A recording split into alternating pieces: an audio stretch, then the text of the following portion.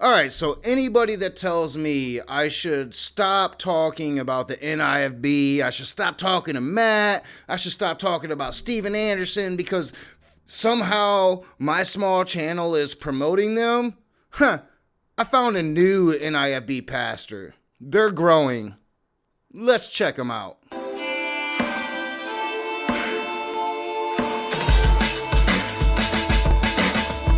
What is up, you sinners and saints, all of my godless peoples? Welcome back to The Rage. I am the Raging Atheist. Today, we're gonna look at a new NIFB pastor. Alright, gotta send that shout out to my patrons. Thank you guys for sticking with me, including all of the channel drama, all of the behind the scenes, all of the changes. You guys are my true supporters. You are here because I am me, and I love you for it. Alright, so yeah, I found a new NIFB pastor, and surprise, surprise, he's saying the same shit that every other NIFB pastor says. Nothing new, but this guy, it's really detestable because he's gonna hide behind a clickbait title for his video, something along the lines of be put to death if you sleep with your daughter-in-law, but he's really gonna bring out his homophobic hate, and you'll see that pretty clearly. First clip's gonna be about having sex with your daughter-in-law, but he's gonna get to his homophobia really fast because, you know, the NIFB are a bunch of fucking homophobes. They're a bunch of fascists that think that the government should execute people who disobey God's laws. Let's check it out. Verse number 12. And if a man lie with his daughter-in-law, both of them shall surely be put to death. They have wrought confusion, their blood shall be upon them. Same type of thing, just going the other way now. Daughter-in-law, your son's wife. That's wickedness. That's perversion. God says, no. You don't want something like that to spread. That's so bad. That's death penalty. And that thought never ought to even cross your mind. Which, I mean, that's bad enough. But then, you know, to actually act on it and do something like that, God says no. All right, so let me just get this out of the way. If you are sleeping with your son's wife, you're a fucking douchebag. You're a fucking piece of shit. You do not deserve to be put to death, though. You know, your son should divorce his wife and never fucking talk to you again, but you don't deserve to be put to death for that. And thankfully, we live in a society where you won't be. But these NIFB fucktards would change that. They would change American freedom into Christian theocracy to where we're executing all the people their Bible says we should. And then we get to verse number 13, which of course drives everybody crazy these days. If a man also lie with mankind, as he lieth with a woman, both of them have committed an abomination. They shall surely be put to death. Their blood shall be upon them. And you know, one of the things that we hear today too, and that I hear, the comments that I get, because I scream loudly about the sodomites, the homos, right? And how wicked they are, they're abominable. And there's that homophobia.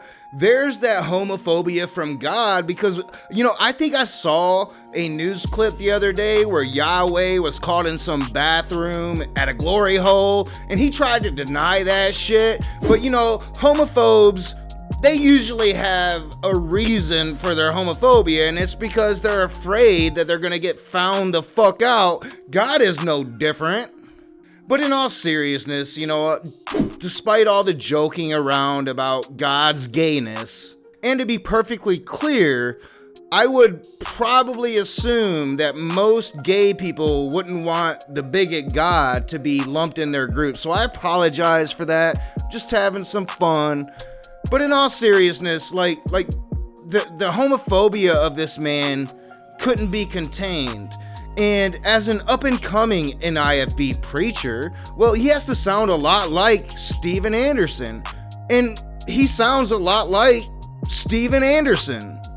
and that they ought to be put to death. If we had a righteous government, if we had a godly government, if we had a government that cared about God's laws, this would be the law of the land today. But then what do people say when they comment? They're like, oh, well, what about this and what about that? Well, you know what? This is a great sermon for those people to listen to, because I say amen to those things too. I say amen to the adulterer being put to death. Yeah, I'm not just picking and choosing, oh, well, you just don't like us because we're different. No, I don't like you because you're involved in perversion. You're extremely abominable and wicked, and God says that what you're doing deserves a death penalty. Hey, yo, I'm justified in my homophobia because, hey, I think straight dudes that cheat on their wives should be executed too. That doesn't make it better, yo. It doesn't make it better. It makes you a fascist. It makes you a fucking demon, to use your terminology.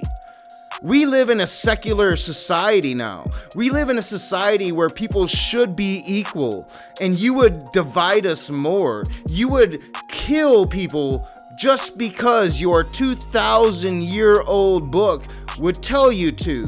Well, guess what, motherfucker? That was 2,000 years ago. This is the real world, and you are the minority. That's why. You know, I don't like adulterers either. They're wicked crimes, and they ought to have just punishments given for the crime.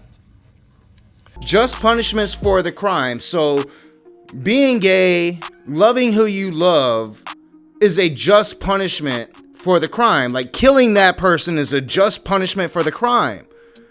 I don't know, dude. Like, maybe being an idiot should be put to death. You know, I might fall in that myself, but you know, I would gladly do that if it would rid the world of you NIFB bigots.